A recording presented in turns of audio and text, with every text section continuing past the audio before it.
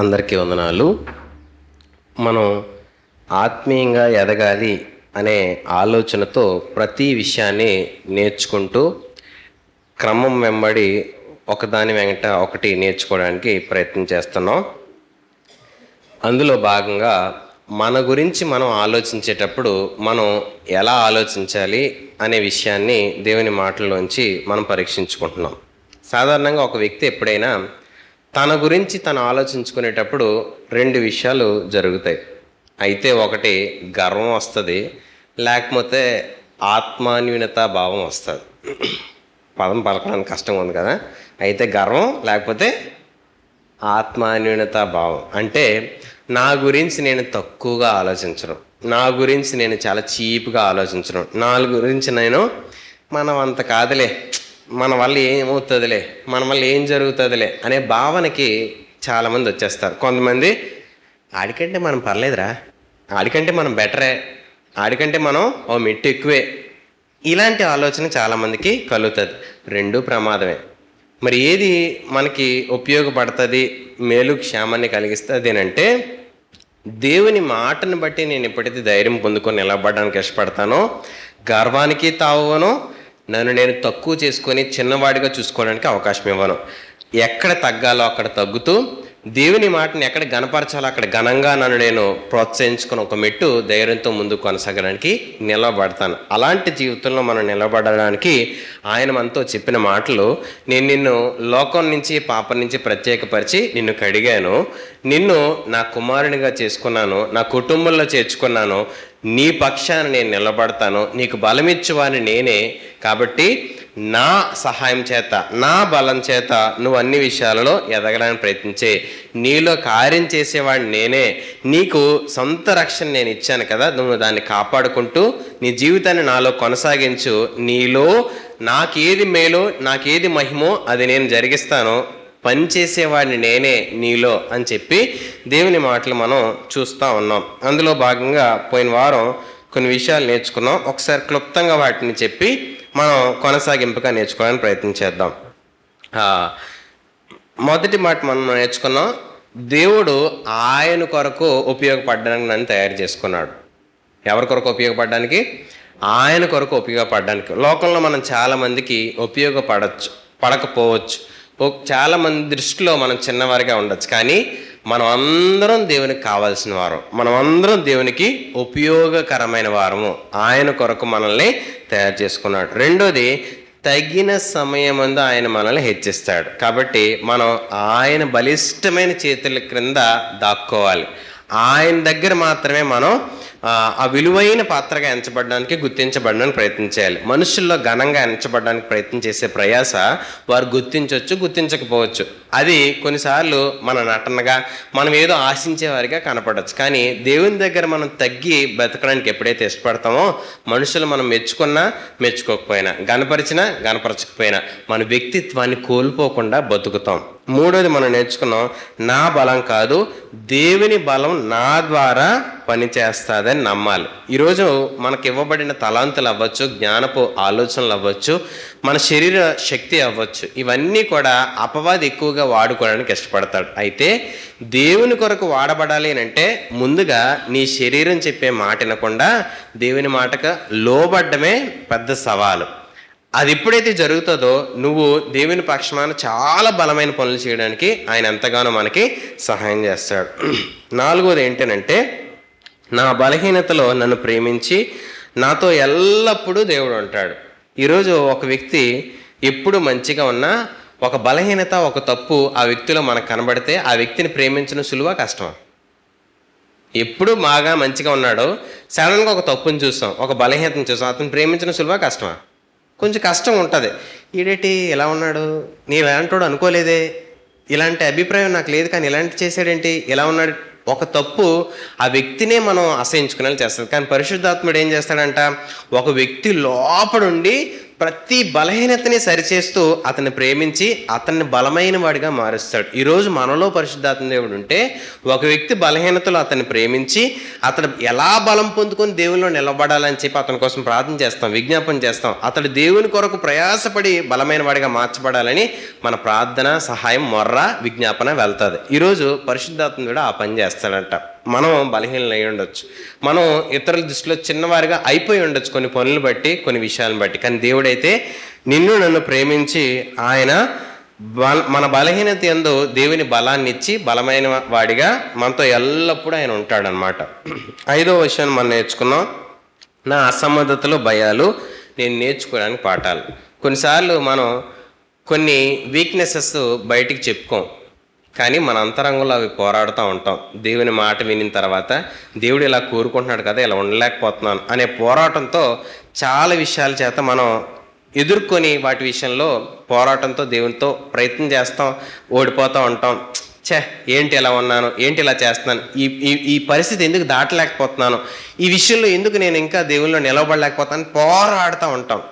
దేవుని మాట ఏం చెప్తుందనంటే, ఆయన మన జీవితంలో ప్రతి విషయం ఆయనకు తెలుసు. మన అపజయాలు, మన భయాలు దేవుని దగ్గర మనం నేర్చుకోవడానికి పాఠాలే కానీ అవి మనల్ని దేవునికి దూరం చేసేవి కాదు అనే వాస్తవాన్ని ఎప్పుడైతే గుర్తుపడతామో వాటి యందు మనం దేవుని సహాయాన్ని అడిగి బయటపడడానికి మనకి కృపను దేవుడు మనకి అనుగ్రహిస్తాడు. 6వ విషయం మనం నేర్చుకున్నాం, నాలో దేవుని స్వరూపం, దేవుని పోలిక, దేవుని స్వభావం ఉంది.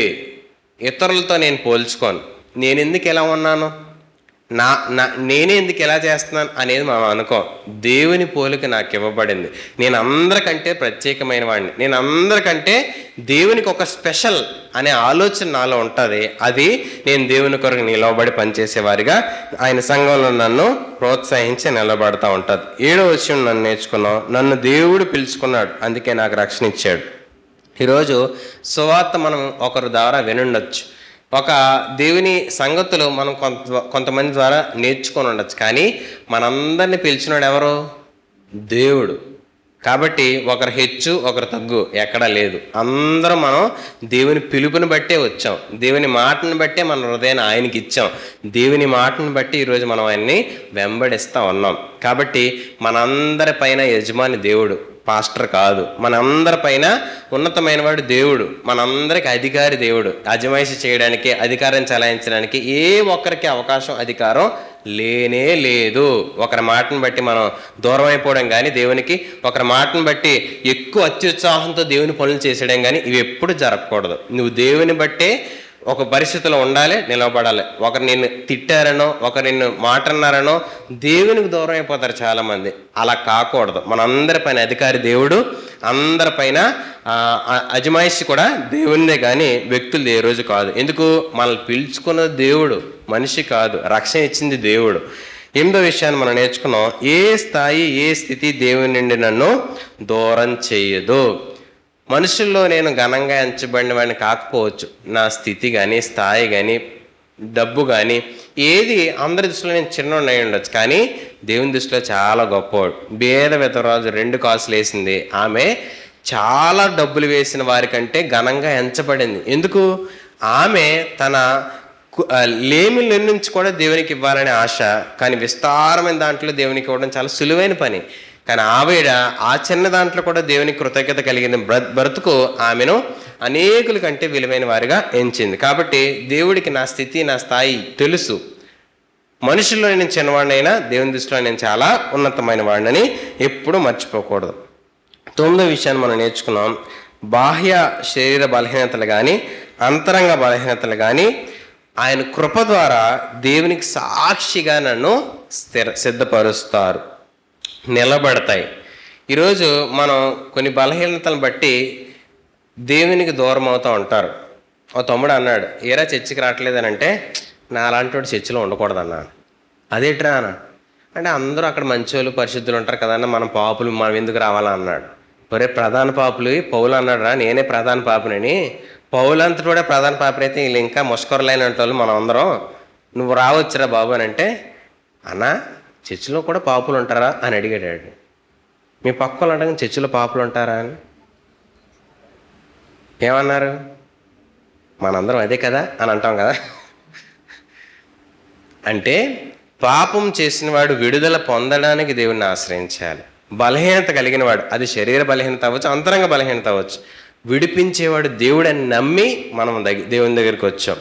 దేవుడు మనకు ఆశ్రయం అని నమ్మి ఆయన దగ్గరికి వచ్చాం. ఆయన పట్టుకుంటే పాతాళ బలం నుంచి మనల్ని లేవనెత్తి దేవుని దగ్గరికి నిలబెట్టే స్థాయి మనం పొందుకుంటాం. కాబట్టి మనం ఆయన కృపను ఆశ్రయించాలి. కృపని మనం నిర్లక్ష్యం చేస్తే మనం నాశనం అయిపోతాం. కృపను ఆశ్రయిస్తే మనలో ఉన్న చెత్త తగలబడుతుంది, కానీ కృపను నిర్లక్ష్యం చేస్తే మనం నాశనానికి ఆహుతైపోతాం, ఆ అగ్నిలో దహించబడేవారిగా మనం మారిపోతాం. కాబట్టి కృపను ఏ రోజు నిర్లక్ష్యం చేయొద్దు. కృపను ఆశ్రయించి మనలో ఉన్న బలహీనతను జయించడానికి దేవుని సహాయం అడగాలి. 10వది నేర్చుకున్నాం, ఆత్మ ద్వారా, వాక్యం ద్వారా, బోధ ద్వారా నిత్యము పరిశుద్ధాత్మ దేవుడు మనతో మాట్లాడుతూ ఉంటాడు. కాబట్టి మనలో వినబడుతున్న దేవుని మాటను వినడానికి ఎప్పుడు కూడా మనం సిద్ధపడితే ఆయన మాటలు మనల్ని ఖచ్చితంగా నడిపిస్తాయి, నిలబెడతాయి, బలపరుస్తాయి, దేవుని స్వార్పితులకి మారుస్తాయి. ఈ 10 విషయాలు మనం నేర్చుకోగలిగాం. మరొకసారి మనం ఆ విషయాన్ని మనం చూడగలిగాం కాబట్టి ముందు కొనసాగడానికి ప్రయత్నించేద్దాం. ఫిలిప్పీలకు రాసిన పత్రిక 4వ అధ్యాయం 13వ వచనం. ఫిలిప్పీలకు రాసిన పత్రిక 4వ అధ్యాయము 13వ వచనం. నన్ను బలపరచు వాని యందే నేను సమస్తమును చేయగలను. మరొకసారి ఆయన జ్ఞాపకం చేస్తాం అన్నాడు. ఈ మాటలు మనం అన్నీ వినిన తర్వాత మనం ఏమంటామనంటే, మనలో నిరుత్సాహం ఎలా వస్తుంది అని అంటే, మన వల్ల ఏమవుతుందిలేండి వాళ్ళు చెప్తారు కానీ అనే అభిప్రాయం వస్తుంది.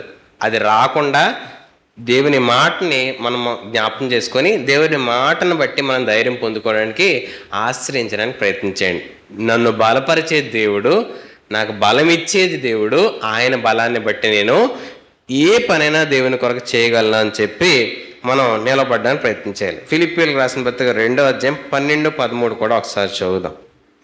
కాగా నా ప్రియులారా, మీరెల్లప్పుడూ విధేయులు ఉన్న ప్రకారము నా ఎదుట ఉన్నప్పుడు మాత్రమే గాక మరీ ఎక్కువగా నేను మీతో లేని ఈ కాలమందును భయముతోనూ వణుకుతోనూ మీ సొంత రక్షణను కొనసాగించుకొనుడి.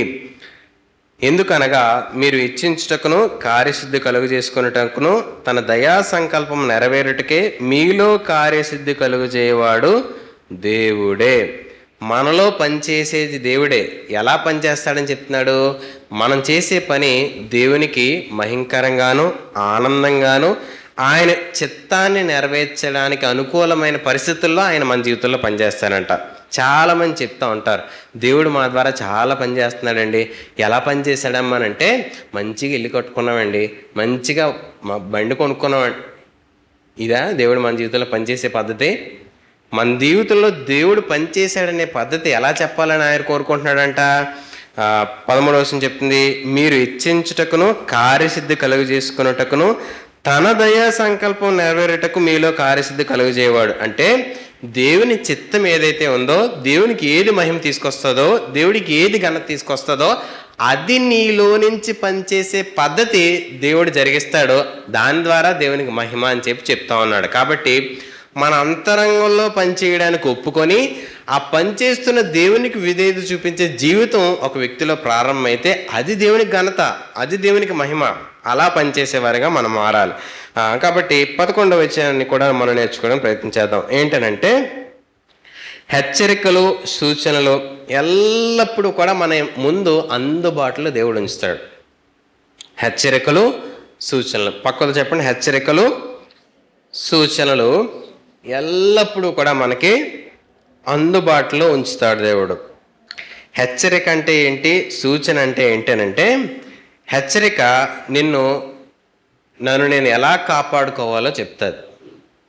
ఎప్పుడైనా మనం రోడ్డు మీద వెళ్ళేటప్పుడు ఇక్కడ మలుపు ఉంది అని చెప్పి, లేకపోతే ఒక సైన్ ఉంటుంది కదా, అదేంటి, కొంచెం స్లోగా వెళ్ళరా బాబు, కొంచెం స్పీడ్ తక్కువగా వెళ్ళు, కొంచెం జాగ్రత్తగా వెళ్ళు, అవతలు వచ్చేవాడు నీకు కనపడ్డు, నువ్వు స్పీడ్కి వెళ్ళిపోయావనుకో ఆడొచ్చి నిన్ను గుద్దుతాడు, జాగ్రత్త. ఇది ఒక కాషన్, హెచ్చరిక.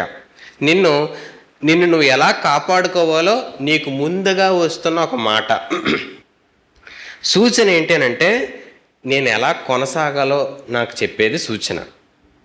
హెచ్చరిక, సూచన ఈ రెండు మన ముందు ఉంటాయి. సూచన నేను ఎలా కొనసాగాలి? కొన్నిసార్లు మనం ప్రార్థన చేయమని అడుగుతాం, ఏమనంటే ఇప్పుడు ఏం చేయాలో తెలియట్లేదండి, ఎలా చేయాలో తెలియట్లేదు, కొంచెం దేవుని నడిపింపు తెలిసేలాగా కొంచెం ప్రార్థన చేయండి, దేవుని ఆలోచన పట్టుకునేలా నాకు కొంచెం ప్రార్థన చేయండి, అదేంటో తెలియట్లేదండి, ఇప్పుడు ఎలాలో తెలియట్లేదు, అవునలో తెలియట్లేదు, కాదనాలో తెలియట్లేదు, ఏం చెప్పాలో ఆ సందిగ్ధంలో ఉండిపోయామండి, కొంచెం మా కోసం ప్రార్థన చేయండి అని అంటారు. దేవుడు ఒక సూచన ఇస్తాడు, ఆ సూచన ప్రకారం నడవాలని. ఒక ఆవిడ చెప్పింది, మేము ఆ పనికి ఏమవుతుందో తెలియక భయం తెలియటప్పుడు దేవుని వాక్యం ఒకటి జ్ఞాపకం చేశాడండి, నేను నీకు తోడై ఉన్నాను, నీకు సహాయం చేయవాడు నేనే అని. ఆ మాట నాకు జ్ఞాపకం రాగానే అమ్మయ్య, దేవుడు నాతో ఉంటాను అంటున్నాడు, ఈ పని విషయంలో ఆయన చూసుకుంటాడు, ఇంక భయం లేదు, ఇంక బెంగ లేదు అని ధైర్యం వచ్చి ముందుకెళ్ళానండి అని చెప్పి చాలామంది వారి అనుభవాలను పంచుకుంటూ ఉంటారు. ఈరోజు ఆలోచించండి, మనకి ఆయన హెచ్చరిక, ఆయన సూచన ఎప్పుడు కూడా అందుబాటులో ఉంటాయి. కీర్తన 19వ కీర్తన 2వ వచనం నుంచి కొన్ని విషయాలు చదువుదాం. 19వ కీర్తన 2వ మాట నుంచి చదువుదాం. పగటికి పగలు బోధ చేయుచున్నది, రాత్రికి రాత్రి జ్ఞానము తెలుపుచున్నది, వాటికి భాష లేదు, మాటలు లేవు, వాటి స్వరము వినపడదు, వాటి కొలనులు భూమి అంతటా వ్యాపించున్నది, లోక దిగంతముల వరకు వాటి ప్రకటనలు బయలువెలుచున్నవి, వాటిలో ఆయన సూర్యునికి గుడారము వేసెను. ఇక ఈ 3 మాటల నుంచి కొన్ని విషయాలు ఈరోజు నేర్చుకోవడానికి ప్రయత్నం చేద్దాం. పగటికి పగలు బోధ చేయుచున్నది, రాత్రికి రాత్రి జ్ఞానము తెలుపుచున్నది అంటాం. ఆయన మాటలు ఎప్పుడు కూడా సిద్ధపరిచి ఉంచుతాడు, ఎప్పుడు ఆయన మాటలు మాట్లాడుతూ ఉంటాయి. సృష్టి మనతో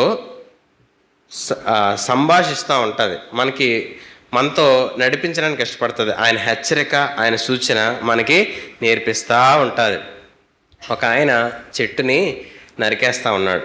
ఎందుకండి నరికేస్తున్నారు అని అంటే, పనికిరాందండి, ఇదెందుకు, పనికిరాని దాని వల్ల భూమి వృధా, ఇంకో విత్తనం వేస్తే దేవుడు దాన్ని చాలా వృద్ధిపరుస్తాడు కదా అని చెప్పి అన్నాడు.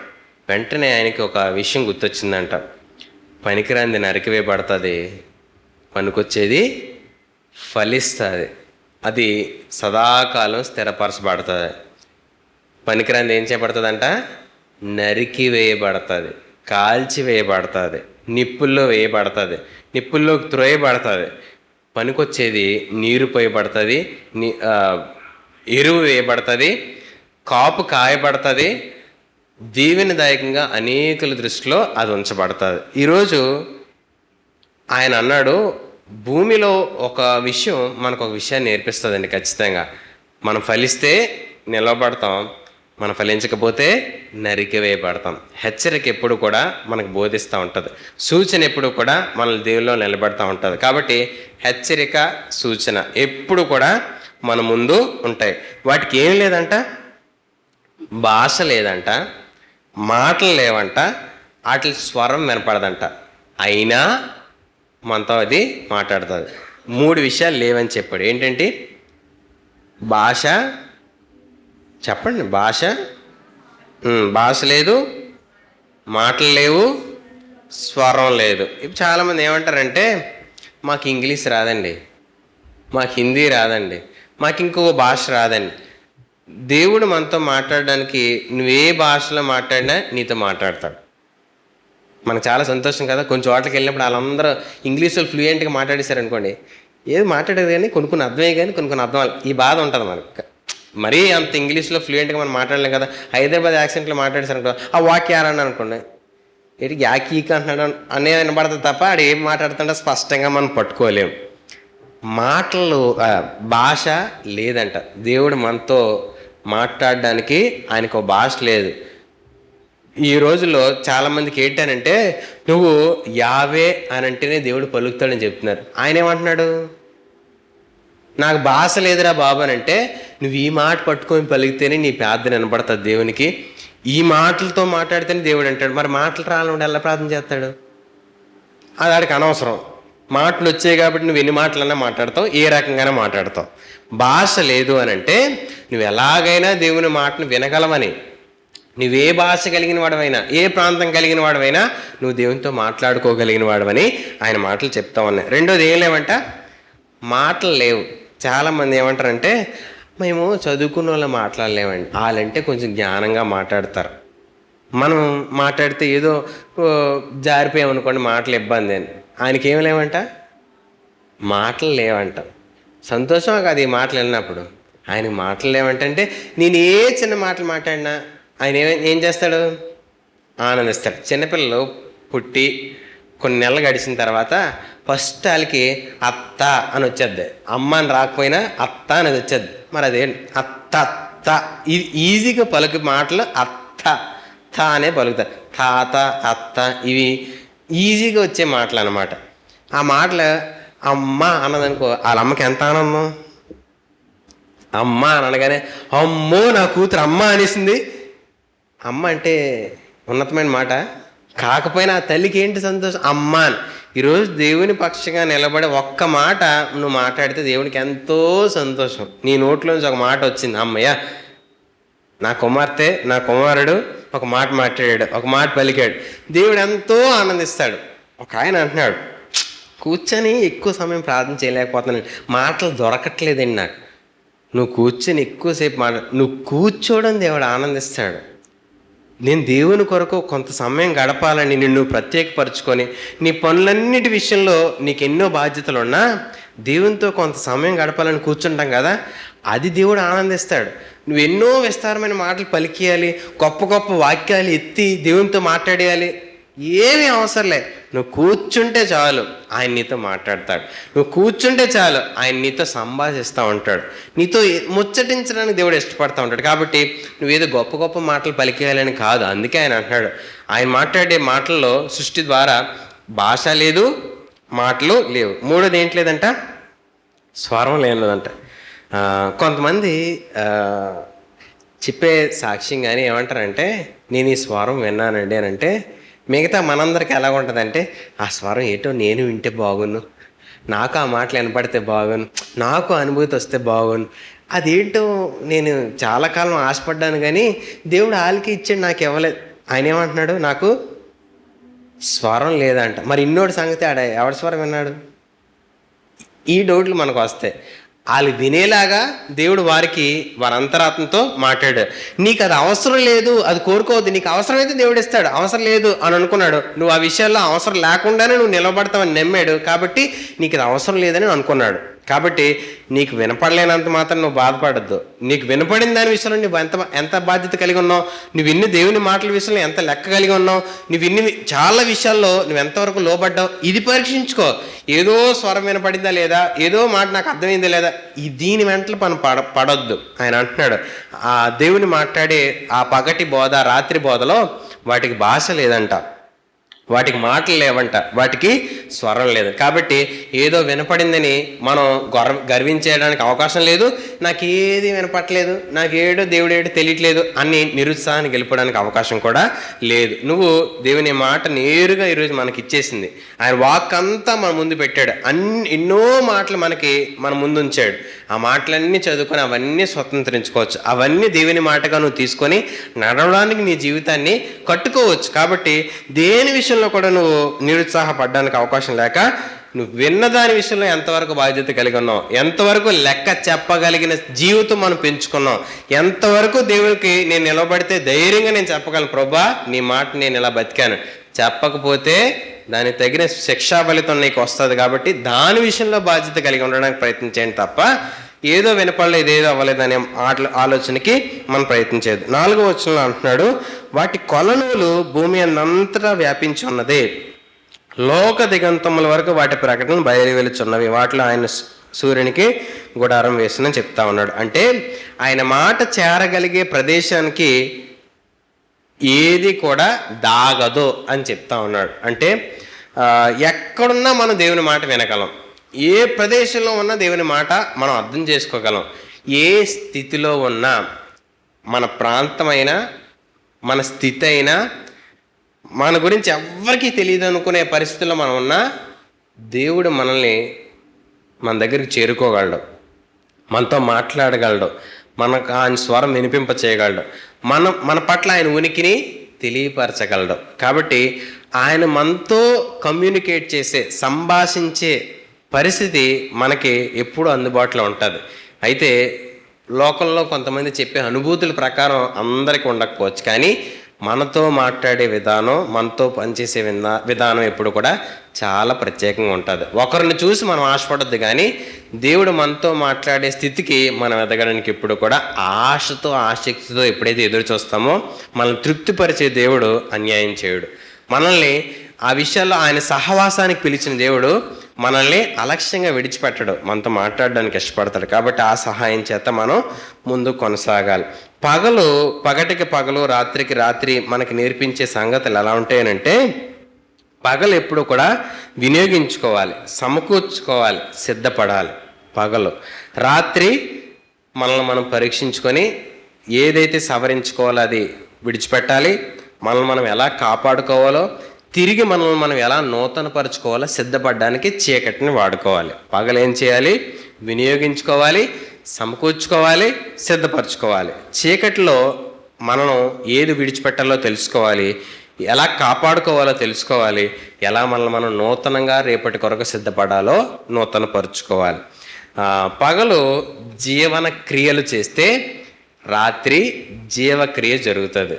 అంటే మనకు కావాల్సిన పనులన్నీ తెల్లవార జరిగిస్తే ఆ పనులన్నీ కూడా రాత్రి మనలో జరిగిస్తుంది. అంటే తెల్లవారి కష్టపడి పని చేసాం అనుకోండి, ఆహారం తిన్నాం అనుకోండి, రాత్రి ఏం చేస్తుంది? అవన్నీ కూడా జీవక్రియ చేస్తుంది. బయాలజీ చదువుకుంటే జీవక్రియ తెలుస్తుంది. ఆ జీవక్రియ లోపల జరగకపోతే మనిషి బతుకుతాడు, చస్తాడా? చస్తాడు. ఈరోజు పగలు ఉండాలి, రాత్రి ఉండాలి. పగలు పని చేయాలి, రాత్రి పని చేయాలి. కాబట్టి రాత్రల్లా ఇలా ఫోన్కి వెలుగుతూ ఉన్నాం అనుకోండి,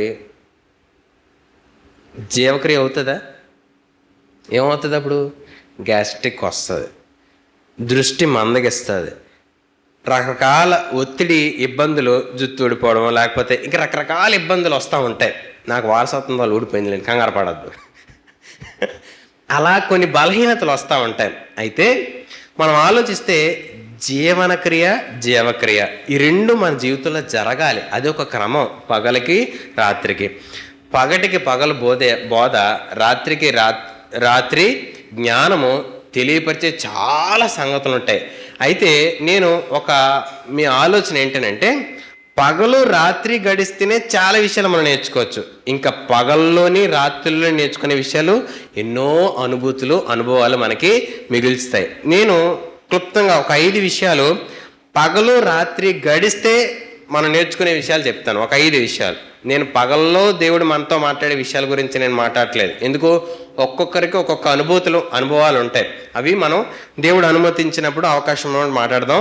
అయితే ముందుగా పగలు రాత్రి గడిస్తే మనం నేర్చుకోవాల్సిన ఒక 5 విషయాలు ఆలోచించడానికి ప్రయత్నించేద్దాం. ఎందుకంటే హెచ్చరిక, సూచన ఎప్పుడు కూడా మన ముందు ఉంటుంది అనే వాస్తవాన్ని ఒకరోజు గడిచిందంటే మనం గుర్తుపట్టాలి. ఒకరోజు జరిగిపోయిందంటే మనకు ఆ విషయాన్ని జ్ఞాపకం రావాలి. అందుకు ఈ విషయాన్ని మనం ధ్యానించడానికి ఇష్టపడదాం. పగలు రాత్రి జరిగితే ఒక రోజు అయిపోయినట్ట, అవునట్ట? పగలు రాత్రి గడిస్తే ఒక రోజు గడిచిపోయినట్టు. మన జీవితం ఒక పుస్తకం అంటే ఒక పేజీ చిరిగిపోయినట్టు కదా. ఒక రోజు ముగిసిపోయింది, ఎండ్ అయింది, రోజు ఎండ్ అయింది అని అంటాం. ఈరోజు ఎండ్, చివరికి వచ్చేసింది. దీన్ని బట్టి మనం ఒక విషయాన్ని ఆలోచించండి. ఏదైనా మొదలుపెట్టినప్పుడు అన్నీ మనం ముగించామా? ఏదైనా మనం మొదలుపెట్టినప్పుడు అన్నీ ముగించామా? అడగండి మీ పక్క వాళ్ళు. మొదలుపెట్టినవన్నీ ముగించారా? జనవరి 1 అనుకుంటారంట అందరూ. ఈ సంవత్సరం ఎలాగైనా బైబిల్ పూర్తి చేసేయాలనుకుంటారు. బాగా మొదలు పెడతారండి. 3 నెలలు అయిన తర్వాత బైబిల్ ఎక్కడ ఉంటుందో తెలియదు, నువ్వు ఎక్కడ ఉంటావో తెలియదు. అందుకే చాలామంది ఆదికాండం ఎక్కువసార్లు చదివేస్తారు, సువార్తలు ఎక్కువసార్లు చదివేస్తారు. ఎందుకు? ప్రారంభిస్తారు ప్రతి సంవత్సరం, ముగించలేరు, మర్చిపోతూ ఉంటారు. ప్రారంభించేది ముగించాలి. ఒక రోజు గడిచింది అని అంటే అది ఎలా ముగించబడిందో మన జీవితంలో చాలా ముగించబడాలి. కోపం వచ్చింది అనుకోండి, సాయంత్రం ముగించేస్తారా? తెల్లవారు కోపం వస్తే ఇది ముగించరు. ఎందుకు ముగించరు? అది కొనసాగకపోతే నీకు నెమ్మది ఉండదు. తెల్లవారు కోపం వస్తే ఏమవ్వాలంట? సూర్యుడు అస్తమించేటప్పటికి పోవాలని చెప్పి నువ్వు దేవుళ్ళు ఎదిగావనంటే ఆ సమయం ఇంకా తగ్గిపోవాలి. నీకు వచ్చిన 1 నిమిషంలోనే తగ్గిపోయేంత మనకి దేవుళ్ళలో అనుభవాలు ఉన్నాయి. అయినా కోపం వచ్చిన వెంటనే పోతుందా, ముగిసిపోతుందా? అసలు కోపం రావడం మంచిదే, కానీ ఆ కోపం వచ్చిన దాన్ని ఎలాగ మనం లాభకరంగా మేలుకరంగా మార్చుకోవాలో ఆలోచించాలి. కోపం వచ్చినప్పుడంట ఒక మనిషి ఒక పొలాన్ని దున్నేయగలడంట. పొలాన్ని దున్నేయగలరు. సాధారణంగా పొలం అందరూ దున్నేయగలరా? అనుభవం లేకపోతే ఏమవుతారు? చస్తారు. అంతటి అడ్రినలిన్ లోపల నుంచి రిలీజ్ అవుతుందంట కోపం వచ్చినప్పుడు. చూడండి, కోపంలో అప్పటి వరకు ఏ బరువు ఎత్తపోయినా అమ్మ ఇలా ఎత్తులు ఏరుతుంది కదా. కోపంలో బరువు ఎత్తేస్తారు, పని టక చేసేస్తారు. ఇంత స్పీడ్గా పని చేయగలమని అనుకుంటాం. స్పీడ్గా పని చేస్తారు, బరువులు ఎత్తేస్తారు, చాలా పనులు జరిగించేస్తారు కోపంలో. కోపం నీలో చాలా శక్తిని ఉద్భవింపజేస్తుంది. నష్టంగా మార్చుకుంటున్నావా, ఉపయోగకరంగా మార్చుకుంటున్నావా? కోపపడడం గొప్ప విషయం కాదు, కోపపడే దాంతో నువ్వు ఎలా దాన్ని సద్వినియోగపరుచుకుంటున్నావు. ఈరోజు పగలు రాత్రి జరిగితే ఒక అధ్యాయం ముగిసిపోతుంది మన జీవితంలో. నీ జీవితంలో చెడుతనాలు ఎన్ని ముగిసిపోయాయి, దేవుని క్రియలు ఎన్ని ప్రారంభమయ్యాయి ఆలోచించండి, ఎలా గడుపుతున్నాం. రెండోది ఏంటంటే పగలు రాత్రి జరిగితే గతించింది అని అంటాం. పగలు రాత్రి జరిగితే ఏమంటాం? గతించిపోయిందండి, ఆ సమయం అయిపోయింది అని అంటాం. మన జీవితంలో కోల్పోయామని చెప్తామా ఇప్పటి వరకు జరిగింది? సద్వినియోగం చేసుకున్నామని చెప్తామా ఇప్పటి వరకు జరిగిపోయిన రోజులు? కోల్పోయామని చెప్తామా, సద్వినియోగం చేసుకున్నామని చెప్తామా? చాలా రోజులు వేస్ట్ చేశానండి నా జీవితంలో. చాలా గడియలు, చాలా సమయం వేస్ట్ చేశానండి. చాలా టైము నష్టపరుచుకున్నాను. కొంతమంది వారు దేవుని సంగతులు అర్థం చేసుకున్న తర్వాత చెప్పే మాట, చాలా సమయం వేస్ట్ చేశానండి, చాలా కాలం నేను వృధా చేశానండి, దేవుడు ముందే తెలుసుంటే బాగున్ను. పార్పురం చర్చిలో ఒక ఆయన చెప్తా ఉంటాడు, పెద్ద ఆయన ఆర్మీ రిటైర్డ్. ఇప్పుడు ఆయన చర్చిలోనే ఉంటూ కొన్ని పనులు చేస్తూ ఉంటారు. ఆయన ఏమంటారంటే, దేవుడి గురించి ముందు తెలియలేదు సాప్ అంటూ ఉంటారు. అందరినీ గౌరవంగానే పిలుస్తారు. ఆయన చిన్నోళ్ళని పెద్దోళ్ళని ఎవరు లేదు, అందరినీ గౌరవంగా పిలుస్తూ ఏమంటారంటే, నాకు మీ అంత వయసు ఉన్నప్పుడు తెలుసుంటే బాగున్ను, ఈ వయసులో తెలిసింది, అయినా దేవుని కొరకు ఏదో చెయ్యాలని ఆశ, అందుకే ఇలా ఉంటున్నానని చెప్తాడు. ఆయనకి ఎంతో ఉన్నా దేవుని మందిలో ఉంటూ అక్కడ ఏముంటే అది, ఎలాగుంటే అది, అన్ని విషయాల్లో చాలా ఆనందంగా నెమ్మదిగా బతకడానికి ఇష్టపడుతూ ఉంటాడు. దేవుడు అంటే అర్థమైన తర్వాత మనం లోకం వెంబడి పరిగెత్తమండి. లోకంలో ఆనందాల వెంట తిరగం. లోకంలో పరిస్థితులు ఏదో దొరుకుతాయి, ఏదో అనుభవిద్దామన్న ఆశలు కోరికలు సరిపోతాయి. అందుకే మితానుభవం కలిగిన వారుగా ఉంటారని చెప్పి ఆయన కొరకు ఒక అధ్యక్ష పదవిలో నిలబడిన వారి విషయంలో రాస్తాడు. తిమోతికి రాసేటప్పుడు మితానుభవం ఉండాలంట. అనుభవించాలనే కోరిక చచ్చిపోద్ది వాళ్ళలో దేవుల్లో ఉండేటప్పుడు. కాబట్టి జీవితంలో మనం నష్టపరుచుకుంటున్నామా, సద్వినియోగం చేసుకుంటున్నామా, ఉపయోగించుకుంటున్నామా, నాశనం చేసుకుంటున్నామా? ఈరోజు ఆలోచించండి. ఏదో అనుభవిద్దామని, ఏదో పొందుకుందామని, ఏదో తెలుసుకుందామని సమయాన్ని బాగు చేసుకుంటున్నామా, నష్టపరుచుకుంటున్నామా? ఎలా వేయించుకుంటున్నాం? పగలు రాత్రి గడిచిపోతుంది అంటే గతించిపోతుంది. మన జీవితంలో కొంత గతించిపోతుంది. దేవుడు మనకిచ్చిన ఆయుష్ గతించిపోతుంది. జాగ్రత్త అనే ఆలోచనతో మనం ఎదగడానికి ప్రయత్నించండి. మూడవది ఏంటంటే పగలు రాత్రి జరిగితే నూతనమైనది వస్తుంది కదా. రాత్రి అయిపోయిన వెంటనే మనం ఏమనుకుంటాం, మళ్ళీ ఇంకో కొత్త రోజు వస్తుంది.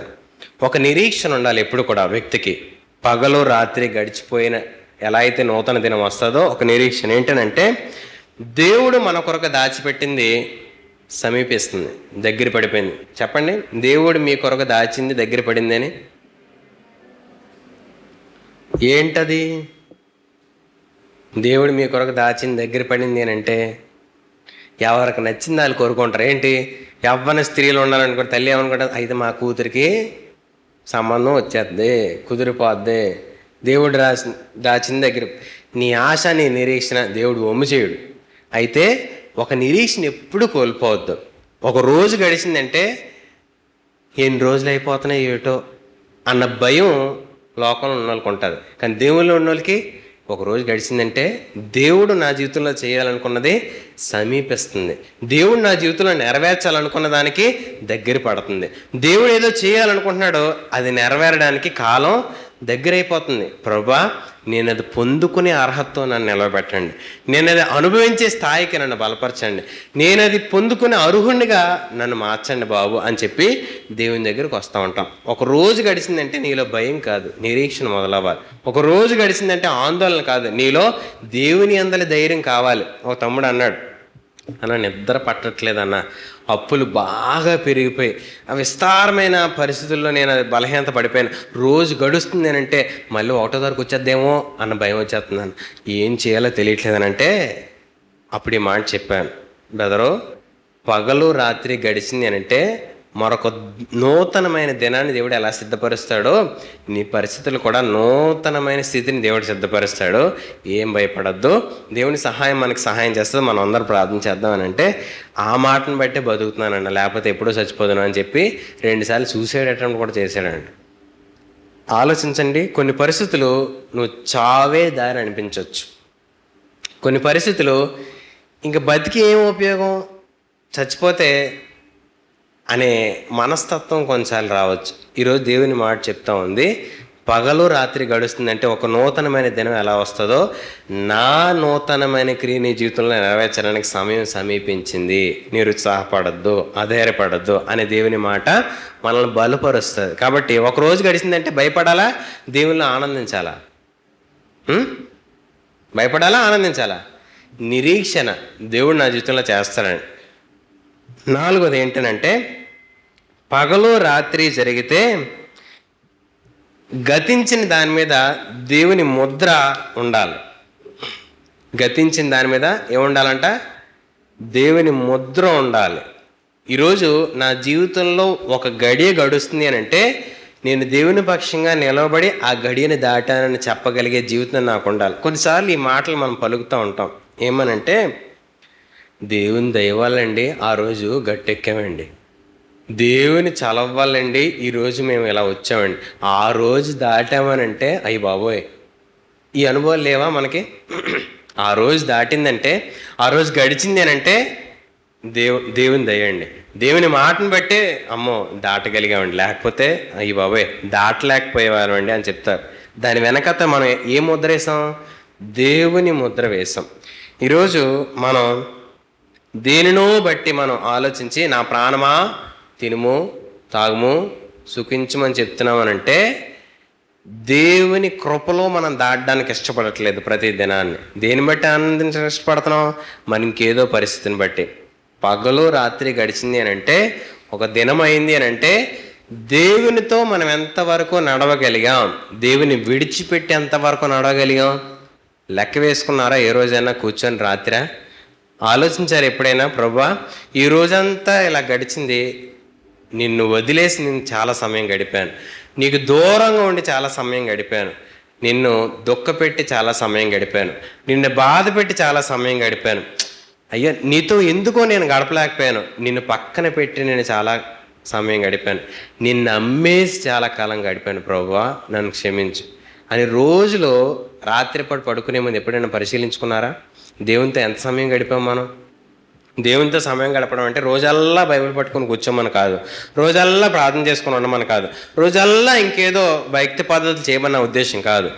దేవుడు మనతో నడవగలిగిన, దేవుడు మనతో ఉండగలిగిన, దేవుడు మనతో ఆనందించగలిగిన జీవితం ఎంతవరకు గడిపాం? ఒక రోజు గడిచింది అని అంటే నీ జీవితం దేవుంది అని చెప్పగలిగేలా గడిచిందా? నువ్వు లోక సంబంధమే అని చెప్పగలిగేలా గడిచిందా? ఒక రోజు ఎలా గడిచింది? ఎలా గడుపుతున్నావు ఒక రోజుని? పగలు రాత్రి గడిచిపోతుంది అని అంటే దేవుని కొరకు నా జీవితం అన్నట్టుగా బతుకుతున్నామా? నా కోసం నేను బతకాలన్నట్టుగా బతుకుతున్నామా? అందుకే అన్నాను, నా గురించి నేను ఆలోచించుకునేటప్పుడు నేను దేవుని మాటను బట్టి బతికితే మన జీవితం లోకలా ఉంటుంది, లేకపోతే లోకంలో ఉన్న వాళ్ళు బతికితే అయితే గర్వం, లేకపోతే ఆత్మన్యూనత భావం, నువ్వు చిన్న చూపుగా చూసుకునే భావం, ఈ 2 భావాలే కలుగుతాయి. కానీ దేవుని బట్టి మనం జీవించే జీవితం, నన్ను నేను చూసుకుంటే నా జీవితం దేవునికి మహిమకరంగా బతుకుతాం. కాబట్టి ఎలా బతుకుతున్నాం ఆలోచించండి. మొదటి మనం నేర్చుకున్నాం, పగలు రాత్రి జరిగితే ముగిస్తుంది, ఒక చాప్టర్ అయిపోయింది. ఈరోజు మనం చాలా వాటిని అపవాది సంబంధమైనవన్నిటినీ ముగింపు పలిగి దేవుని పక్షమైన వాటిని ప్రారంభించే జీవితానికి మనం రావాలి. దేవుని మాట ప్రారంభించి దేవుడు వచ్చేంత వరకు మనం కొనసాగించాలి. రెండోది, పగలు రాత్రి జరిగితే గతించిపోయిందని మాట్లాడతాం. అంటే కోల్పోయింది. ఈరోజు మన జీవితంలో కోల్పోయామా, సద్వినియోగం చేసుకున్నామా గతించిపోయిన వాటి విషయంలో. మూడోది, పగలు రాత్రి జరిగితే నూతనమైనది మరొక దినం వస్తుందని ఎలా ఎదురు చూస్తామో, దేవుడు మన జీవితంలో నూతనమైన పరిస్థితిని సిద్ధపరుస్తారని నిరీక్షణతో ప్రతి దినము దాటాలి. అంతే తప్ప భయంతో ఆందోళనతో ప్రతి దినం దాటడానికి మనం ప్రయత్నం చేయకూడదు. నాలుగోది, పగలు రాత్రి జరిగింది అంటే దాని వెనక దేవుని ముద్ర ఉంది. అంటే దేవునిని కలిగి మనం ఆ దినాన్ని ముగించాం అన్న జీవితానికి మనం ఎదగాలి. ఆఖరికి ఏంటనంటే, పగలు రాత్రి జరిగితే దేవుని మాటలు నెరవేర్పుకు దగ్గర పడుతున్నాయి అనే వాస్తవాన్ని గుర్తుపట్టాలి. రోజులు గడుస్తున్నాయనంటే ఆయన వస్తాను అని చెప్తున్న మాటలు దగ్గర పడుతున్నాయి, దగ్గర పట్టలేదా? దినాలు చూస్తే యుద్ధాలు, భూకంపాలు అన్నీ చక్కగా జరిగిపోతూ ఉన్నాయి. ఆయన మాట చెప్పిన దాని ప్రకారం దినం గడిచిపోతుంది అంటే అమ్మో దేవుడు సమీపిస్తున్నాడు, దేవుడి దగ్గర వచ్చేస్తున్నాడు. ఆయన మాట నెరవేర్పు కాలానికి మనం దగ్గరలో ఉన్నాం. మీ పక్కలను అడగండి, నువ్వు సిద్ధమేనా అని. రెడీ అయ్యావా? చర్చికి రెడీ అవ్వడం కాదు, దేవుడు నిన్ను తీసుకెళ్ళడానికి రెడీ అయినా. నీ దగ్గర ఏముందని ఆయన చూడ్డం, నువ్వెంత సమకూర్చావని దేవుడు చూడ్డం, నువ్వెంత సంపాదించావని దేవుడు చూడ్డం, నీకెంతమంది మగపిల్లలని దేవుడు చూడ్డం, నీకెంత సమకూర్చుకున్నావని దేవుడు ఆలోచించడు. నువ్వు ఆయనతో వెళ్ళడానికి సిద్ధమేనా? మన హృదయం ఎలా ఉంది పరిశీలించుకుందాం, పరీక్షించుకుందాం, ప్రార్థన చేసుకుందాం.